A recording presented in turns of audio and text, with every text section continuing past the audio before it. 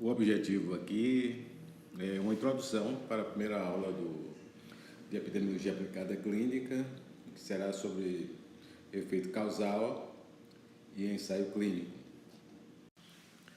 De modo geral, existe uma confusão na mente das pessoas do que constitui efeito causal ou causalidade. O que pode influenciar? Ideias preconcebidas, adoção de certo estilo de vida, e as pessoas passam a difundir essas ideias de estilo de vida como sendo aquelas mais adequadas e tendo um efeito benéfico em termos de eventos ao longo das suas vidas. Muitas vezes interesse mercadológico, né? Vender um produto e atribuir esse produto uma relação causal com efeitos benéficos. Modismo. As coisas estão em moda em relação, por exemplo, a certas dietas, a certos comportamentos de atividade física, e as pessoas passam também a difundir isso como sendo algo que tenha uma relação causal com eventos, inclusive eventos relacionados com a saúde. Aceitação de certos mecanismos fisiológicos ou fisiopatológicos são evidências ou justificam benefícios de tratamento. Imagine 4 pacientes com a mesma doença que foram examinados por médico em março de 2001.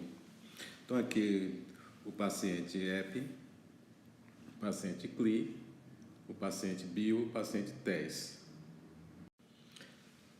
EP e CLI iniciaram o tratamento, mas BIO e TES não iniciaram o tratamento.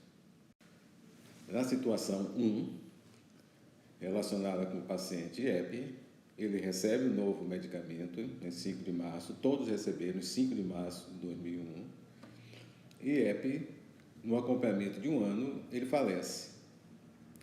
Imagine que a gente pudesse entrar no túnel do tempo e em 5 de março de 2001, EP não recebesse o medicamento. E, sendo acompanhado por 1 ano, EP permanece vivo. Conclusão a nível individual. O medicamento teve efeito causal na sobrevida em 1 ano do paciente EP. Situação 2. Situação 2 relacionada com o paciente CLI. Ela recebe um novo medicamento em 5 de março de 2001.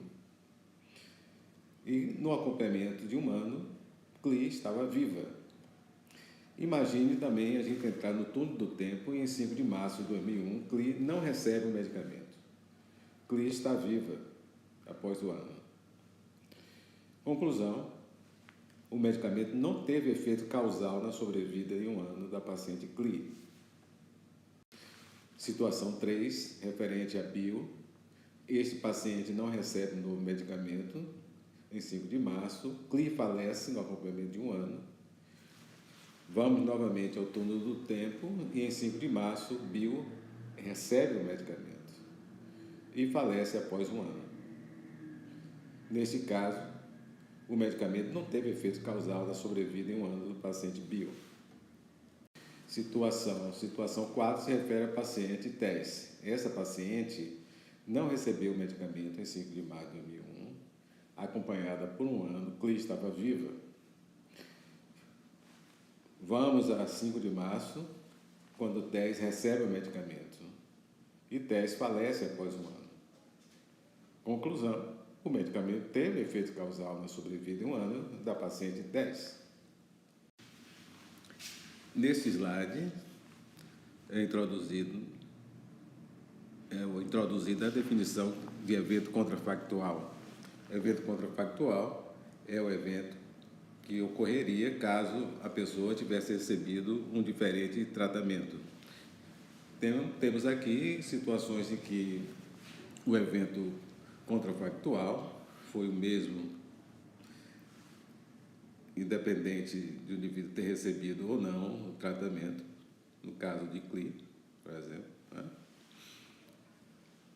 No caso de BIO.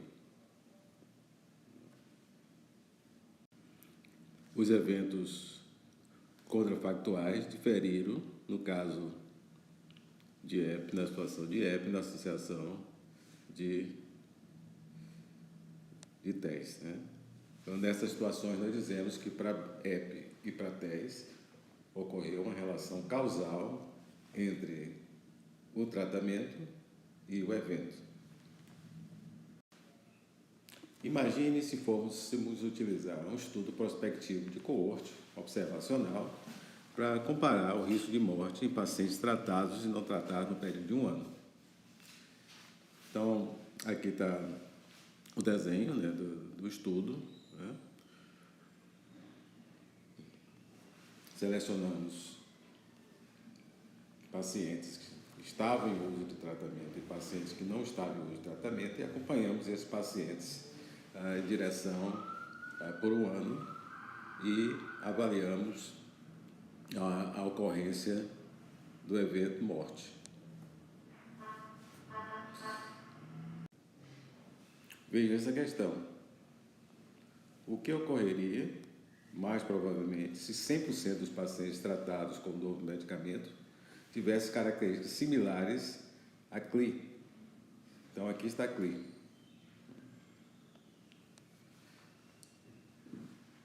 Permaneceu viva, né, na situação de tratamento e na situação de não receber tratamento, né?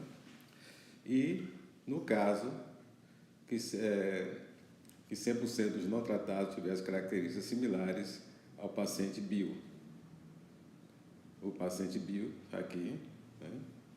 Então, na bio não houve modificação, ele teve morte, foi observada tanto no tratamento e mortes na situação de não tratamento, né? Então, tanto em CLI como bio, temos situações em que não houve uma associação causal a nível individual.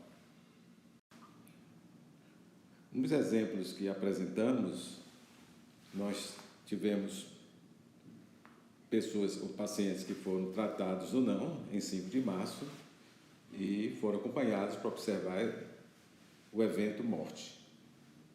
Bom, fizemos uma viagem no turno do tempo para retornar em 5 de março e o indivíduo recebe uma diferente intervenção. Quer dizer, se ele foi tratado, ele passa a ser não tratado e o inverso ocorrendo, no caso dele ter sido não tratado, passa a ser tratado. Observamos o risco do evento nesse período. Obviamente que é impossível usar o turno do tempo. Então, esse é um desafio dos estudos epidemiológicos para testar efeito causal. A impossibilidade de observarmos ao mesmo tempo o que irá ocorrer, né? Por exemplo, a gente está avaliando a probabilidade de um evento, no caso, morte em um ano, né? Então, a impossibilidade de observar ao mesmo tempo que irá ocorrer com a pessoa na situação de ser exposto, no caso, a gente está usando aqui tratamento como exposição, e na situação de não exposição, quer dizer, não ser tratado. Em um ensaio clínico randomizado, também não sabemos o evento contrafactual. Mas então, o que torna esse tipo de estudo superior ao estudo observacional quanto à evidência de efeito causal? Obviamente, usamos um ensaio clínico randomizado para avaliar efeito causal quando não existe nenhum empecilho, nenhuma proibição do ponto de vista ético. Então, vamos tomar aqui essa amostra de pessoas, né, que vão ser randomizadas nesse estudo. Tem aqui nessa amostra pessoas com características similares ao paciente EP, com características similares ao paciente CLI, ao paciente bio, ao paciente TES. Se isso é um ensaio clínico randomizado, fica claro que estamos dando probabilidades similares, né? Por exemplo, EP tem 50% de probabilidade para ser randomizada ou para ser randomizado para o grupo de tratamento teste ou placebo. E, igualmente, CLI, bio e TES e os seus similares, quer dizer, pessoas com características similares a EP, CLI, bio e TES têm probabilidades similares. É como jogar uma moeda para cima, né? e se cai cara ou coroa. Então, uma situação como essa, pessoas que têm características similares a cada um dos pacientes usados como exemplo apresentam probabilidades iguais de ser randomizadas para qualquer dos dois grupos, portanto, independente do evento contrafactual. Bom, isso que nós colocamos aqui nesses 12 slides serve de uma introdução para a nossa primeira aula, que vai focar efeito causal, ensaio clínico randomizado. Obviamente, a gente está dizendo aqui o ensaio clínico randomizado seria um estudo com melhor força de evidência, de modo geral, para avaliar efeito causal, por exemplo, em estudos de tratamento, mais frequentemente, estudos de tratamento. Então, a gente vai ter que avaliar criticamente esses estudos. Então, fica aí como uma introdução para a nossa primeira aula, né? Dentro do possível, eu irei preparar mais material para vocês, até antecipando o nosso primeiro encontro. Até mais.